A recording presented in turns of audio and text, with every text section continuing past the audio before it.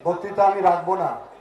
আমি গতকাল রাত্রে এই এলাকায় এসেছিলাম, মানুষের দুই একটি অনুভূতির কথা শুধু বলি।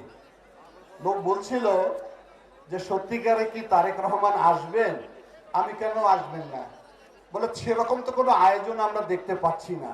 আমি কি রকম আয়োজন বলে, আগে একজন এই ধরনের লোক যখন আসতেন প্রধানমন্ত্রী, তখন সারা রাস্তায় তরুণে তরুণে হেলিকপ্টারের প্যাড তৈরি করার জন্য ব্যস্ত থাকতো, রাস্তায় রাস্তায় আইন শৃঙ্খলা বাহিনী দাঁড়িয়ে থাকতো, কোনো নমুনা তো দেখতে পাই না। আমি বললাম তারেক রহমান অসাধ্য সাধন করার লোকে হলেন তারেক রহমান, সেটি উনি প্রমাণ করেছেন। এই অল্প কয়েকদিনের মধ্যে যতগুলো প্রতিশ্রুতি আমরা দিয়েছি রাজনৈতিকভাবে, একের পর এক সে প্রতিটি উনি পালন করছেন। উনি কথা বলার জন্য বলেন না, কাজ করার জন্য বলেন। নিজে কোদাল দিয়ে মাটি কেটে উদ্বোধন করলেন।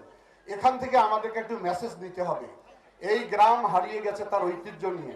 এই খালের পাড়ে মানুষ যেন আগামী দিনে বসতে পারে, গাছের ছায়ার নিচে মাছ ধরতে পারে, স্বাবলম্বী হতে পারে, সেই প্রকল্প একটি নিভৃত পল্লীতে কেউ কল্পনা করতে পারেন নাই। হেলিকপ্টারের শব্দ নাই,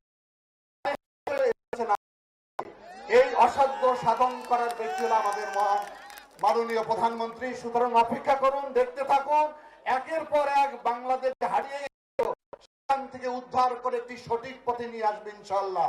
সেই কথা বলে সবাইকে ধন্যবাদ জানিয়ে শেষ করছি। আসসালামু আলাইকুম।